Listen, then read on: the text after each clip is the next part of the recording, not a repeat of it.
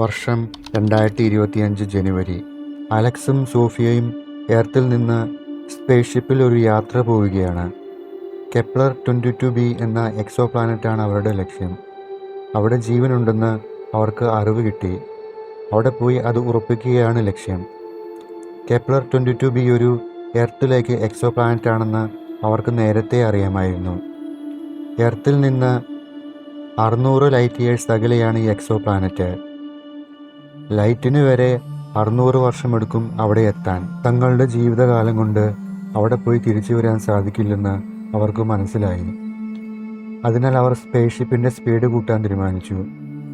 Acceleration 9.8 metre second square എന്ന നിരക്കിൽ കൂട്ടാൻ അലക്സ് ഉത്തരവിട്ടു. അങ്ങനെ സ്പീഡ് ഓരോ സെക്കൻഡിലും 9.8 മീറ്റർ/സെക്കൻഡ് എന്ന കണക്കിൽ കൂടിക്കൊണ്ടിരിക്കും. പ്രകാശവേഗതയുടെ അടുത്ത വേഗത കൈവരിക്കുകയാണ് അവരുടെ ലക്ഷ്യം. ഒരു വർഷത്തിനുള്ളിൽ തന്നെ സ്പേസ്ഷിപ്പ് പ്രകാശവേഗതയുടെ അടുത്ത് വരും. അവർ നീണ്ട യാത്ര തുടർന്നു. വർഷങ്ങൾ പിന്നിട്ടു. പുറപ്പെടുമ്പോൾ അലക്സിനും സോഫിയയ്ക്കും വയസ്സ് 25. കെപ്ലർ 22bയിൽ 12.5 വർഷങ്ങൾക്ക് ശേഷം അവർ എത്തി.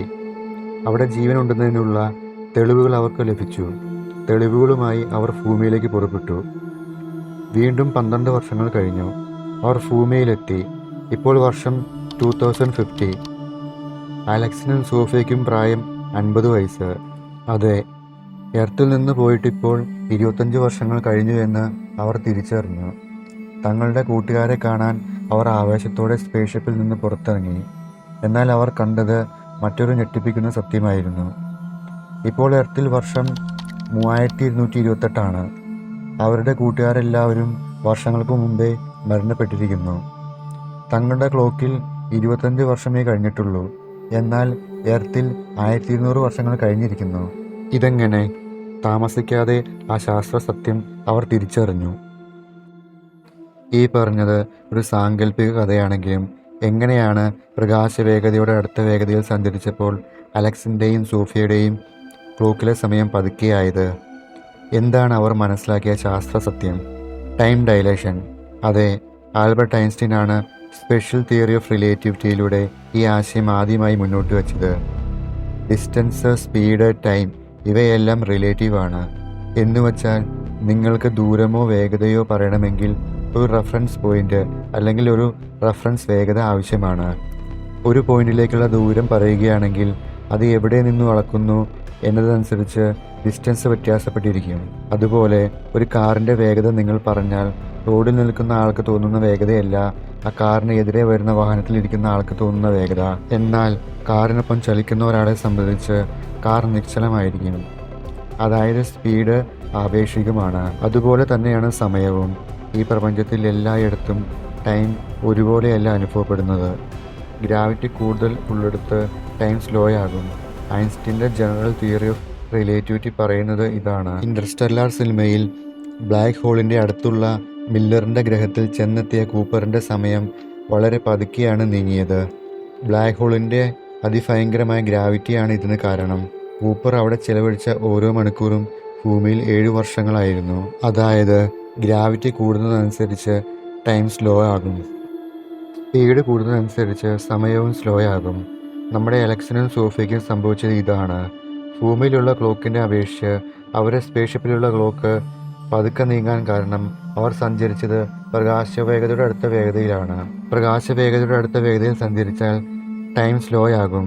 പ്രകാശം ഒരു സെക്കൻഡിൽ 3 ലക്ഷം കിലോമീറ്റർ എന്ന നിരക്കിലാണ് സഞ്ചരിക്കുന്നത്. എന്നാൽ നമുക്ക് ഈ സ്പീഡ് കൈവരിക്കാൻ സാധിച്ചാലോ? പ്രകാശത്തിൻ്റെ വേഗതയിൽ സഞ്ചരിച്ചാൽ എന്താണ് സംഭവിക്കുന്നത്? പ്രകാശത്തിൻ്റെ വേഗതയിൽ സഞ്ചരിച്ചാൽ സമയം സ്റ്റോപ്പ് ആകും. അവിടെ സമയം അനുഭവപ്പെടത്തില്ല. ലൈറ്റിനെ സംബന്ധിച്ച് ടൈം എന്നൊന്നില്ല. അതായത് ലൈറ്റിന് സമയം അനുഭവപ്പെടുന്നില്ല എന്നതാണ് സത്യം. പ്രകാശവേഗതയുടെ അടുത്ത വേഗതയിൽ സഞ്ചരിക്കുമ്പോൾ മറ്റൊരു കാര്യം കൂടി നടക്കുന്നുണ്ട്. ലെങ്ത് കൺട്രാക്ഷൻ കൂടി ഇവിടെ സംഭവിക്കും. എർത്തിൽ നിന്ന് 600 ലൈറ്റ് ഇയേഴ്സ് അകലെയാണ് കെപ്ലർ 22b. എന്നാൽ സ്പേസ്ഷിപ്പിൽ സഞ്ചരിക്കുന്ന അലക്സും സോഫിയയും അളന്നാൽ 600 ലൈറ്റ് ഇയേഴ്സ് ഉണ്ടാകില്ല. അതിലും കുറവായിരിക്കും. എത്ര കുറവായിരിക്കും എന്നത് പ്രകാശത്തിനോട് എത്ര അടുത്ത വേഗതയിൽ സഞ്ചരിക്കുന്നു എന്ന് അനുസരിച്ചിരിക്കും. കണികാ പരീക്ഷണങ്ങളിൽ ടൈം ഡയലേഷൻ്റെ തെളിവുകൾ ലഭിച്ചിട്ടുണ്ട്. ആറ്റോമിക് ക്ലോക്കുകൾ ഉപയോഗിച്ച് ഇത് നമുക്ക് അളക്കാവുന്നതാണ്. സമയത്തിൻ്റെ ഈ ആപേക്ഷികത സാമാന്യ ബുദ്ധി കൊണ്ട് മനസ്സിലാക്കാൻ പ്രയാസമാണെങ്കിലും നമ്മുടെ നിത്യജീവിതത്തിൽ ഇത് നാം എന്നും പ്രയോഗിക്കുന്നുണ്ട്. നിങ്ങളുടെ മൊബൈൽ ഫോണിൽ നിങ്ങൾ മാപ്പ് ഉപയോഗിച്ച് നിങ്ങളുടെ സ്ഥാനം രേഖപ്പെടുത്തുമ്പോഴും GPS സംവിധാനം ഡ്രൈവിങ്ങിൽ ഉപയോഗിക്കുമ്പോഴും സ്പെഷ്യൽ തിയറി ഓഫ് റിലേറ്റിവിറ്റി നിങ്ങൾ അറിയാതെ തന്നെ ഉപയോഗത്തിൽ വരുത്തുന്നുണ്ട്. GPS പ്രവർത്തിക്കുന്നത് 24ഓളം ഉപഗ്രഹങ്ങൾ ഉപയോഗിച്ചാണ്. നിങ്ങളുടെ സ്ഥാനം കുറഞ്ഞത് 4 ഉപഗ്രഹങ്ങൾ ചേർന്നാണ് കൈകാര്യം ചെയ്യുന്നത്. ഈ ഉപഗ്രഹങ്ങളിലെല്ലാം ആറ്റോമിക് ക്ലോക്ക് ഉണ്ട്. അവയിൽ നിന്നുള്ള സിഗ്നലുകൾ സ്വീകരിച്ച് നിങ്ങളുടെ GPS സ്ഥാനം നിർണ്ണയിക്കുന്നു. GPS സാറ്റലൈറ്റ് 1400 km/hറിലാണ് എർത്തിനെ ഓർബിറ്റ് ചെയ്യുന്നത്. അതുപോലെ തന്നെ എർത്തിനെ അപേക്ഷിച്ച് സാറ്റലൈറ്റിൽ വീക്കായിട്ടുള്ള ഗ്രാവിറ്റിയാണുള്ളത്. ഇത് ടൈം ഡയലേഷന് കാരണമാകുന്നു. ടൈം ഡയലേഷൻ കാരണം സാറ്റലൈറ്റിലെ ക്ലോക്കും എർത്തിലെ ക്ലോക്കും തമ്മിൽ ചേരില്ല. അതുകൊണ്ട് സമയ വ്യതിയാനം ഐൻസ്റ്റീൻ്റെ ഗണിത സമവാക്യങ്ങൾ ഉപയോഗിച്ച് GPS ശരിയാക്കും. അതല്ല എങ്കിൽ കൃത്യമായ സ്ഥാനം നിർണ്ണയിക്കത്തില്ല.